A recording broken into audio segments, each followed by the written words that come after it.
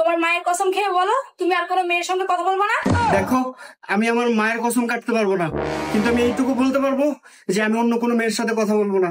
তাহলে তোমার বাবার কসম কেটে বলো যে তুমি আর কোনো মেয়ের সাথে কথা বলবো না।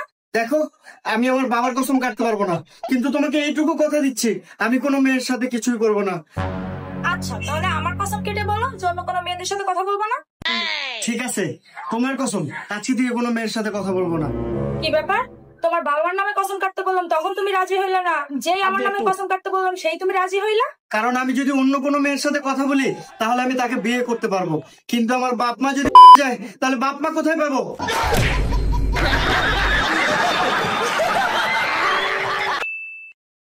ওই তুই নিজেরে কি মনে করস? আমার নামে তোরে সবাই চিনে, আমার নামে জানে। আমারটা খাস, আমারটা পরস, আমার মার সাথে উল্টাপাল্টা কথা বলস। আমি না তোরে সহ্য করতাছি। হয় তোরে বাইরে ভিক্ষা দিয়া ফালাই দিতাম না। এইভাবেই হৃদয় ওর ওয়াইফের সাথে কথা বলতেছে। এখন কই? এই যে হাসপাতালে।